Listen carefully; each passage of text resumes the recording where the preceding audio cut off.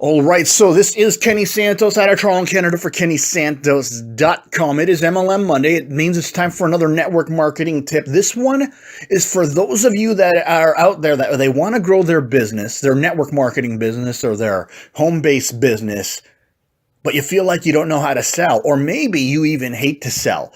If you don't like selling, but you still want to grow a home-based business, then I want you to try this little change. Now, before I discuss the change, I just want to give you a quick reminder. If you get value from my videos, my audios, my blog, my content, my channel, anything like that, then I invite you to do something super simple. I invite you to like, subscribe, share, and or comment. It's a super easy way and it's a simple way for you to support my blog and my channel, and it doesn't cost you a cent. So I invite you, please, hit the subscribe buttons and hit that notifications as well. And so what is this? Like, what is the little change you got to make? Now, before I discuss the change, I really got to discuss a little bit of mindset here. Because when I first started in this profession called network marketing, I wasn't good at selling. And so I figured that, I got to study. I got to work hard at this. I got to become a good seller. And so I thought, okay, I'm going to read some sales books. I'm going to learn how to overcome objections. And if I learn how to overcome objections, then my prospect's probably going to buy.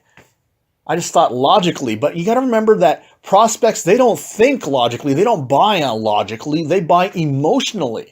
All right. And so just because you're able to rebut someone that says, I can't afford it, or it costs too much, or I don't have enough time, or I don't know how to sell, or any one of these objections that your prospect has, it's important to be able to overcome those objections with logic, but it's also important to recognize that sometimes your prospect just isn't a good fit.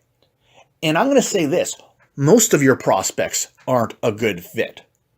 I'm going to say that again. Most of your prospects aren't a good fit. And if they're not a good fit, you don't want them on your team. And, when you first start, you think you want to recruit everyone and anyone, but you don't. I mean, if you convince everyone to join your team, if you're really good at selling and you finally convince someone to join after, arguing with them and pleading with them, they're probably not going to make money if they're not a good fit. I mean, anyone that doesn't like your product probably won't be able to sell it. They probably won't be able to recruit. All right. Anyone that doesn't have enough time, even if you bring them into the business and they don't put the time into it, they're not going to buy. I mean, they're not going to sell. They're not going to recruit. They're going to end up quitting, and it's going to just be a lot of headaches for you. And so the little change is that you've got to recognize that people won't buy, not because necessarily it's your fault and you didn't explain it well. It's because of them. It's not you, it's them. And that's like most of the time, like 99.9% of the time, they're not joining because of them. All right, something that's happening inside of their mind. And I actually got a message. I'm subscribed to Messages from the Universe by Mike Dooley, and there was a really good message that came out and said, some will hear, but they won't listen. Some will listen, but not understand. And some will understand, but not act. And so let's talk about the first one. Some will hear, but not listen. People that hear you, but they won't listen, they're probably jaded. They probably have their arms crossed. They probably don't like our profession. And here's another thing. They are determined to misunderstand you.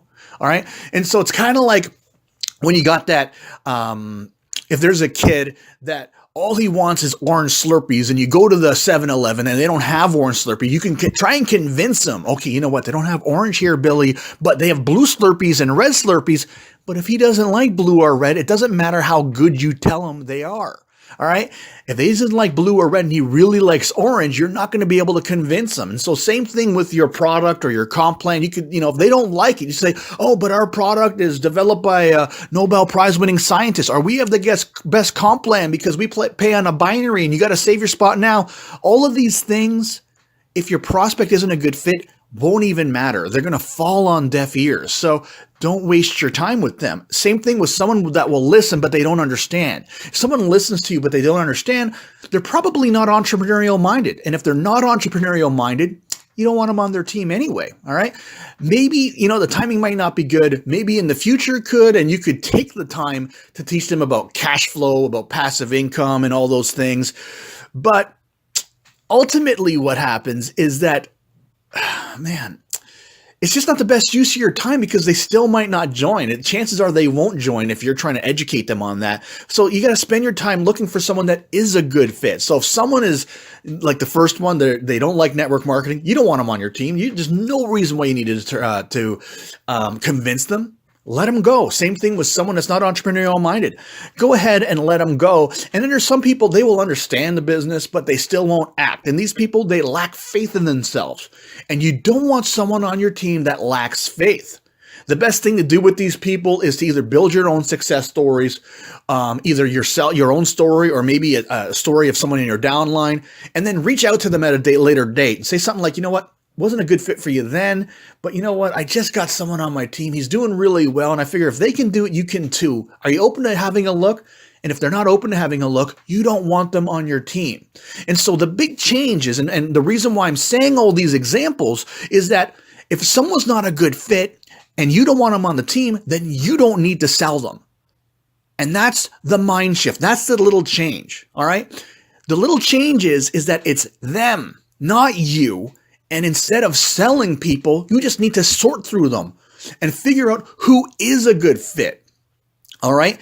And instead of convincing people, qualify someone. Someone says they don't like the product. Say, okay, well, thanks. Sounds like it's not a good fit for you. And then you talk to someone who might be a good fit. Someone says, no, it's not for me. I don't have enough time. This seems like too much work. This isn't for me. Do you want someone that says this is too much work on your team? Someone that is lazy on your team? You probably don't. And so if that's the case, let them go. You don't want them on your team. Say, you know what? Sorry, this isn't a good fit. And then go talk to someone that might be a good fit. So the big change is instead of convincing people, qualify instead. Put the focus on them. See if they're qualified to join your team. And if they're not, move on to the next person. It is so much easier to do this than to try and convince someone. The pressure, or I wouldn't say the pressure's not on them. It's more the focus is on them. See if they fit into the mold. See if they're the square peg that fits into the square hole. If they're a square peg, or if they're a round peg and they don't fit into your square hole, they're not a good fit for you. You don't want them on your team, and you got to let them go. So in the end, you don't sell, you sort.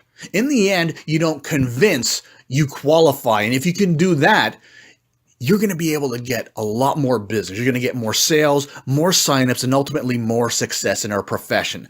I trust you got some great value out of this. Again, I invite you to like, subscribe, share, and comment. And if you want to see more videos like this, go over to my blog. It's kennysantos.com. You can put your name and email, and you're going to get an awesome audio on growing your business. And remember this, every day, multiple times a day, the universe sends us miracles. We only got to do two things about that. We got to recognize those miracles. And then my favorite part about miracles, we get to accept those miracles. All right, take care and create a great day.